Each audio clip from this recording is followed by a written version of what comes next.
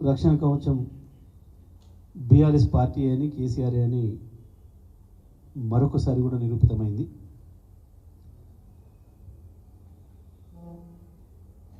ఏ సందర్భం వచ్చినా తెలంగాణ హక్కుల గురించి,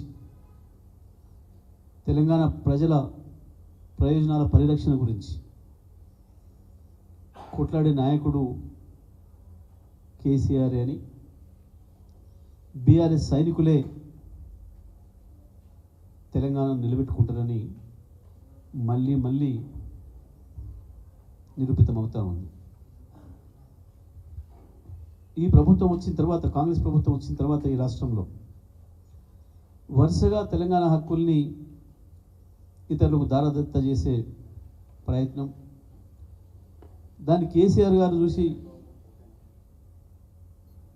అడ్డుకట్ట వేసే ప్రయత్నం మొదలుపెట్టిన తర్వాతనే ఈ ప్రభుత్వం స్పందించడం వరుసగా జరుగుతున్నాయి.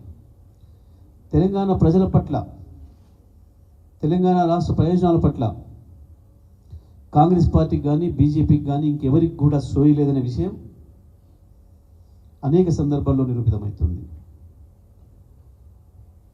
కేఆర్ఎంబీ విషయంలో రాష్ట్ర ప్రభుత్వం సోయి లేకుండా వ్యవహరించింది. చిన్న అధికారులపై ఉన్న హక్కుల్ని కేంద్రానికి కట్టబెట్టి వస్తే ముఖ్యమంత్రికి కానీ సంబంధిత శాఖ మంత్రికి కానీ ఇతర మంత్రులు కానీ సోయి లేదు. కేసీఆర్ గారు విషయాన్ని బయటికి చెప్తే, ప్రశ్నిస్తే ఎదురుదాడి చేసి తప్పించుకునే ప్రయత్నం చేసిండ్రు ఈ దొంగ కాంగ్రెస్ ప్రభుత్వం.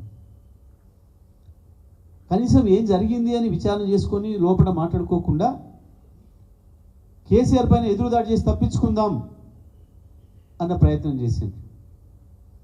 కానీ బీఆర్ఎస్ పార్టీ ప్రజల తరఫున పోరాటం చేసి శాసనసభలో కావచ్చు, బయట కావచ్చు, జరిగిన వాస్తవాలన్నింటినీ చెప్పి చివరి క్షణం వరకు కూడా తెలంగాణ ప్రభుత్వం కేంద్రానికి లొంగలేదు,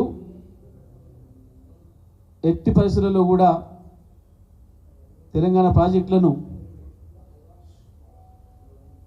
కేంద్రానికి అప్పగించే ప్రశ్న లేదు, కేఆర్ఎంబీకి అప్పగించే ప్రశ్న లేదు అని చెప్పి కరాఖండిగా నిలబడ్డది. చివరి సమావేశంలో కూడా మేము వ్యతిరేకించినాం. ఆ విషయాన్నే కేఆర్ఎంబీ రికార్డ్ చేసింది. ఆంధ్రప్రదేశ్ ఒప్పుకున్నప్పటికీ తెలంగాణ రాష్ట్ర ప్రభుత్వం వ్యతిరేకిస్తుంది కాబట్టి మనం ఇంకా ప్రాజెక్టులు తీసుకోలేకపోయినామనే విషయాన్ని మినిస్టర్లో రాసింది.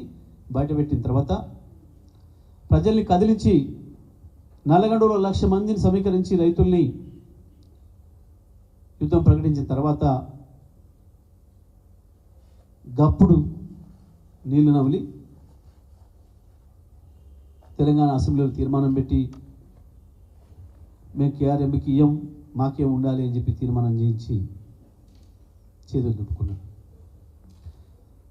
మరొక వైపు గోదావరిని తీసుకుపోయి కావేరిలో కుట్ర జరుగుతుంది, కావేరిలో కలిపి కుట్ర చేస్తుంటే కేంద్ర ప్రభుత్వం నోరు మెరపలేదు. చోటేబాయ్ మళ్ళీ దానికి కూడా కేసీఆర్ యుద్ధం ప్రకటించాల్సి వచ్చింది. ఇవాళ మళ్ళీ సింగరేణి విషయంలో సింగరేణి ప్రైవేటీకరించే కుట్రకు ఇద్దరు కలిసి తెరదీస్తే నిన్న మా పార్టీ వర్కింగ్ ప్రెసిడెంట్ కేటీఆర్ గారు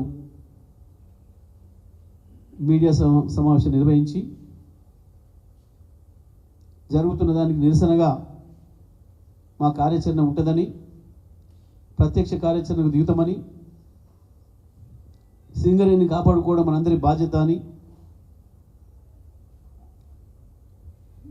బొగ్గు గని వేలం వేయడం అంటే సింగరేణి పరిధిలో ఉన్న బొగ్గు గనిని ఇది తప్పకుండా ఉరి వేయడానికి తాడు వేరటమే, సింగరేణికి ఉరి వేయడానికి తాడు వేరటమే అని మేము దీన్ని అడ్డుకొని తీరుతామని చెప్పి ప్రకటిస్తే, ఇవాళ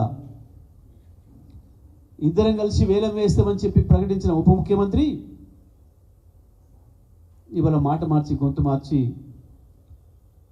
దానికి ఏం చేస్తాడో చెప్పకుండా, వాస్తవానికి మీ అందరి సాక్షిగా మొన్నటి వరకు మీడియాలో రోజు వచ్చింది.